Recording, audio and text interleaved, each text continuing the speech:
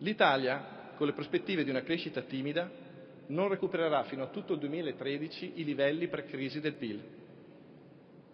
In questo scenario, che vede l'Italia destinata a soffrire per i prossimi anni, noi nel Veneto abbiamo una prospettiva diversa, che dobbiamo saper usare.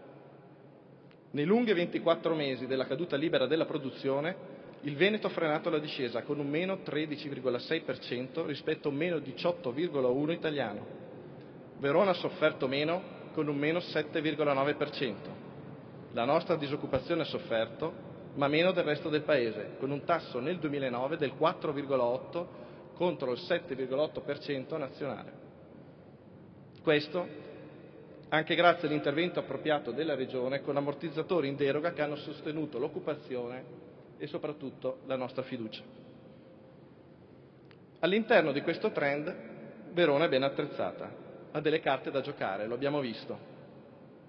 Insomma, se io guardo a breve, soprattutto mi guardo intorno, io sono un ottimista razionale. Ma la malattia del Paese, che ci coinvolge tutti, mi preoccupa.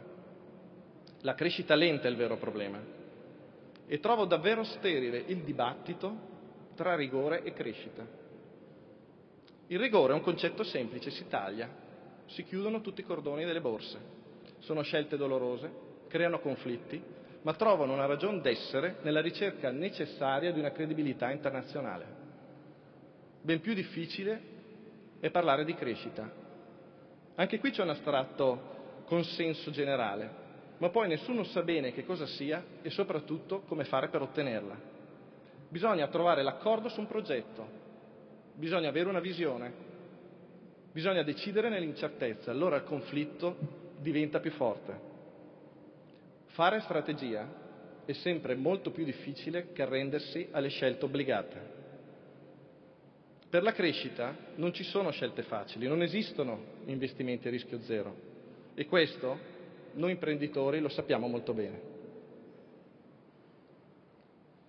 Ma la nostra crescita per i prossimi 10 anni come deve essere? A cosa dobbiamo guardare? Io credo che lo sguardo debba andare all'Europa. Il nostro Paese, il nostro territorio ha delle capacità straordinarie, ma da solo non potrà conservare i suoi primati ed il suo benessere. Il Veneto ha poco più di 4.900.000 abitanti, meno di Parigi e di Londra. Il nostro Paese ha 60 milioni di abitanti, poco meno del doppio di quelli di Tokyo o di Mumbai. Per essere forti dobbiamo essere grandi. Ed è per questo che il nostro invito pressante è quello di tornare a ragionare in chiave europea. L'Europa, quella vera, non quella burocratica, ha la straordinaria opportunità di ripensare il proprio sviluppo. Ed è per questo che ho chiesto a Jean-Paul Fitoussi di essere qui con noi oggi a parlarci di questa prospettiva dell'Europa. L'Europa, lo sappiamo, è latitante nell'agenda del nostro Paese. L'opzione europea è però una scelta fatta e in chiave europea dobbiamo continuare a ragionare, lavorare e progettare. L'Italia ha avuto un ruolo costituente, oggi può avere un ruolo fondamentale, è nel suo assoluto interesse. Noi siamo all'inizio di un mondo globale che è legato con gli spazi locali, un'altalena sostenuta dall'Europa che tocca Verona e tocca il mondo. Dopo l'erosione dei fondamentali delle singole economie è inevitabile che si aprano nuovi scenari che devono essere sostenuti da solide istituzioni comunitarie. Non c'è altra strada. Gli Stati-nazione sono diventati troppo piccoli per risolvere i grandi problemi della vita e troppo grandi per risolvere i piccoli problemi della nostra vita. Noi veneti vogliamo il federalismo, quello italiano sì, ma anche quello europeo. In modo particolare crediamo che il federalismo italiano possa ottimizzare la macchina dello Stato, sia attraverso un importante sistema di controllo di gestione, sia attraverso una chiara definizione di chi fa che cosa. Noi veneti vogliamo il federalismo, ma siamo consapevoli che fuori da una solida visione europea non esiste futuro.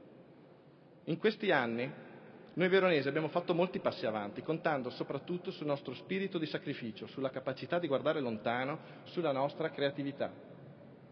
Ma non possiamo pensare di farcela in una dimensione autoreferenziale e al di là di un quadro condiviso a livello europeo. Ecco perché serve una nuova alleanza fra federalismo e Europa. L'Europa deve giungere a un progetto condiviso di sviluppo, che deve diventare la nostra nuova dimensione. Il federalismo migliorerà la gestione dei nostri territori. È evidente che il federalismo deve sostituire le procedure centralizzate, quasi sempre farraginose, non creandone altre, ma mirando a criteri di razionalità ed efficienza. Un compito che implica nuovi livelli di responsabilità, cioè nuovi doveri. Per noi il federalismo significa ridurre il peso dello Stato, facendo funzionare il mercato e rendendo più responsabili le comunità locali e le organizzazioni sociali in un rinnovato orizzonte europeo. Noi veneti abbiamo dimostrato di saper far funzionare le cose e oggi abbiamo il dovere e il diritto di poterci occupare della nostra amministrazione. E sono quindi felice dell'arrivo del governatore Zaia, che ci darà la sua visione riguardo al nostro nuovo orizzonte.